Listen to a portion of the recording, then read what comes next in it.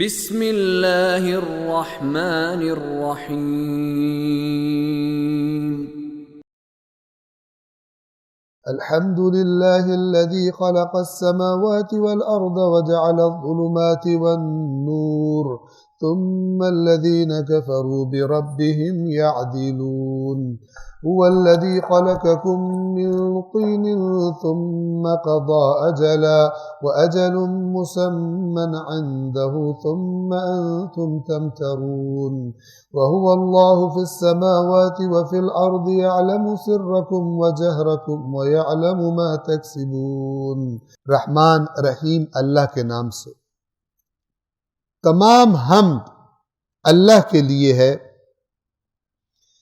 جس نے الحمدللہ الذی خلق السماوات والارض وجعل الظلمات والنور، ہر چیز کو اللہ کہہ رہا ہے میں نے.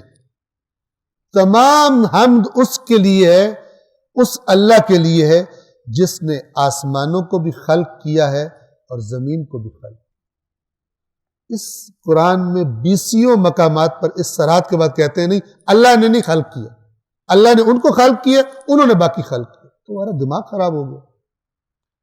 پرابلم کیا ہے اللہ سے تمہیں؟ اللہ کام کر لے تو تمہیں کیا؟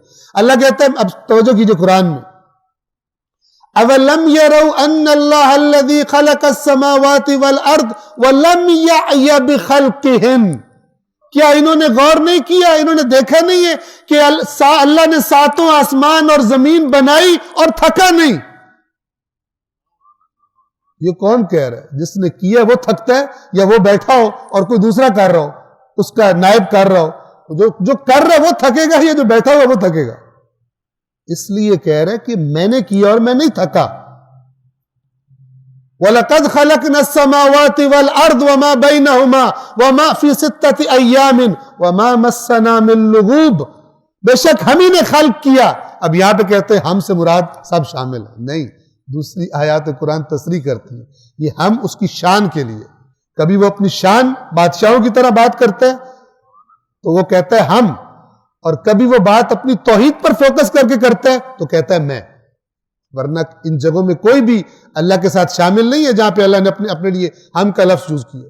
وَمَا مَسَّنَا مِن لُغُوبٍ، اور ہمیں کوئی تھکاوٹ نہیں ہوئی ان کے بنانے سے. واضح ہے قرآن.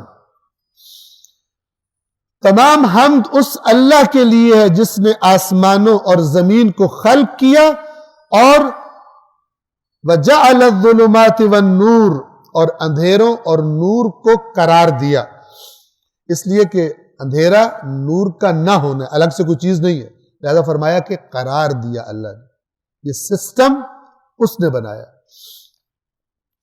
ثُمَّ الَّذِينَ كَفَرُوا بِرَبِّهِمْ يَعْدِلُونَ، توجہ کیجئے، پھر اس کے بعد بھی وہ لوگ جنہوں نے کفر اختیار کیے وہ دوسروں کو اپنے رب کے برابر لاتے، اس کے برابر لاتے، کہتے ہیں یہ بھی ایسے ہیں، یہ بھی یہ کرتے ہیں، یہ بھی یہ کرتے ہیں. ثُمَّ الَّذِينَ كَفَرُوا بِرَبِّهِمْ يَعْدِلُونَ، پھر بھی یہ کافر دوسروں کو رب کے برابر لاتے ہیں. آیت نمبر 2، هُوَ الَّذِي خَلَقَكُم مِّن طِينٍ. اب یہ توجہ کیجئے، یہ هُوَ الَّذِي ہوتا ہے وہی ہے، یہ بلاغت ہے قرآن کی. اس کے بعد اس وہی ہے یعنی صرف وہی ہے، اس سے آپ پھر نکال کے لیں کہ صرف وہی سے مراد اس کے 70 معنی ہوتے ہیں، تمہیں کیا پتہ کون سا معنی ہے، ہم تمہیں نکال کے دیتے. هُوَ الَّذِي خَلَقَكُم مِّن طِينٍ، وہی ہے جس نے تمہیں مٹی سے پیدا کیا. ثُمَّ قَضَىٰ أَجَلًا، پھر ایک مدت کا فیصلہ کر دیا. وَأَجَلٌ مُّسَمًّى عِندَهُ، اور ایک مقررہ مدت اس کے پاس ہے. یہ 2 اجل کا ذکر آیا ہے، 2 مدتوں کا. مختصر یہ ہے جیسا کہ قرآن نے خود نے کہا اللہ جو چاہتا ہے اسے ثابت رکھتا ہے، جو چاہتا ہے اسے محو کر دیتا ہے. تو ایک وہ چیز ہے مثلا انسان کی موت کا وقت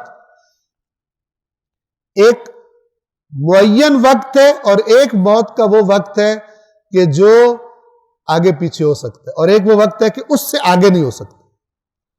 اس پر انسان کے اپنے اعمال اثر انداز ہوتے ہیں، جیسے صدقہ دینا بلا کو ٹال دیتا ہے، صلہ رحمی سے عمر بڑھ جاتی ہے مثال کے طور پر. تو اس قسم یہ قضا اجل، اس نے ایک مدت کا فیصلہ کر دیا، لیکن ایک اجل مسمن، ایک معین مدت ہے کہ جس سے پھر کوئی ایکسیڈ نہیں کر سکتا، اس کو پھر دنیا سے جانا ہی جانا ہے۔ ثم انتم تمترون، پھر بھی تم شک میں مبتلا ہو، پھر بھی تم جھگڑتے ہو، شکوک و شبہات میں پڑھ کے اللہ کے بارے میں جھگڑا کرتے ہو، اس کی توحید کے بارے میں۔ یہ سورہ انعام ایک تو مکہ میں نازل ہوئی ہے، بعض چند آیات کے بارے میں ہے اختلاف کہ وہ مدنی ہے، باقی مکہ میں نازل ہوئی، اور جو مکہ کے بارے میں روایت وہ یہ کہ یہ سارا سورہ دوسری صورتوں کے برخلاف بہت بڑا بھی ہے لیکن اکٹھا نازل ہوا، اور اللہ کے رسول نے جب نازل ہوا اسی رات کو لکھوا بھی دیا اس کو۔ خدا کا رسول اتنا زیادہ اس امانت کی حفاظت کا اہتمام کرنے والا تھا کہ یہ کہیں مثلا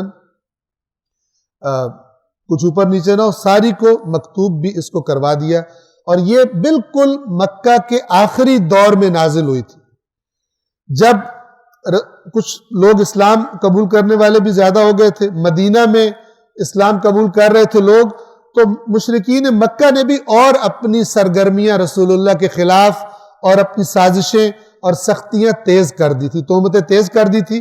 اس جو سورہ کو انشاءاللہ پڑھیں گے تو اس میں خود ہی انسان کو نظر آ جاتا ہے کہ یہ کیا ماحول تھا جس میں آپ جب آیات کو سنتے ہیں نا تو تصور کیا کریں کہ کیا ادھر ہو رہا ہوگا کہ اللہ تعالیٰ کو یہ کہنا پڑ رہا ہے، اس وقت کیا کہا ہوگا ان لوگوں نے۔ یہ اوپر کی جو آیات ہیں یہ کفار یہی کام کر رہے تھے کہ اللہ کہہ رہے میں نے خلق کیا، یہ کیا، وہ کیا، اور تم پھر میرے برابر اوروں کو لے کے آتے ہو۔ آیت نمبر 3، ایک اور عقیدہ جو تھا وہ کیا تھا؟ وہ عقیدہ یہ تھا کہ آسمانوں میں اور اللہ ہے اور زمین میں اور رب ہے، ایک یہ عقیدہ تھا، اس کا انکار ہے۔ آیت نمبر 3، وَهُوَ اللَّهُ فِي السَّمَاوَاتِ وَالْأَرْضِ، اور وہی اللہ ہے آسمانوں میں بھی اور زمین میں بھی۔ میرے پاس ایک ویڈیو موجود ہے، آپ نے استفادہ کرنا ہو تو لیجئے، اس میں ایک صاحب قصیدہ پڑھ رہے ہیں کہ اللہ میں اور امام حسین میں ایگریمنٹ یہ ہوا ہے کہ اوپر وہ رب ہے، نیچے امام حسین رب ہے۔ یہ لگتا ہے شیطان ڈکٹیٹ کرتا ہے آ کے ان کو، یا کہیں سے ڈکٹیشن آتی ہے کہ یہ عقائد پھیلاؤ جو صریح قرآن کے خلاف ہے، اور پھر جب کوئی قرآن کا نام لے تو کہو اس کے 70 معنی ہوتے ہیں تاکہ لوگ کنفیوز ہو جائیں کہ جو میں سمجھ رہا ہوں پتہ نہیں وہ کوئی اور مراد ہے۔ اس طرح کی کنفیوژن قرآن کے بارے میں بد نصیبی سے کریٹ کر دی گئی، حالانکہ اللہ کے رسول نے کہا تھا قرآن دے کے جا رہا ہوں تمہیں، اور اہل بیت تمہیں دے کے جا رہا ہوں، اور اہل بیت نے کیا فرمایا؟ ہماری باتیں اس پر پرکھے بغیر ہم سے منسوب باتیں مت ایکسیپٹ کرنا۔ لیکن کدھر ہے وہ قوم کہ جو قرآن سے اس طرح اٹیچ ہو کہ وہ اس کو فیل ہو جائے کہ قرآن میں تو کچھ اور لکھا ہوا ہے اور یہ بات کچھ ہم اور سن رہے ہیں۔ جب یہ نہیں ہوگی پھر جو بھی سامنے بیٹھے گا وہ کھل کے کھیل سکتا ہے، جیسا مرضی کھیلے، سامنے والوں کو پتہ ہی نہیں چلے۔ اور آسمانوں میں بھی اور زمین میں بھی وہی ایک اللہ ہے، یعلم سرکم وجہرکم، وہ تمہارے اسرار کو بھی جانتا ہے اور تمہاری ظاہری باتوں کو بھی جانتا ہے۔ یہ اللہ اپنی توحید بیان کر رہا ہے کہ یہ میری کوالٹی ہے۔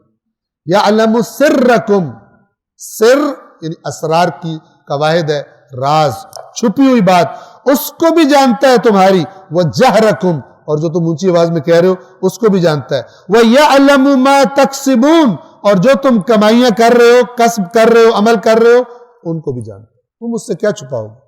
جب وہ فیصلے کے لیے بیٹھا ہوگا تم کیا کرو گے؟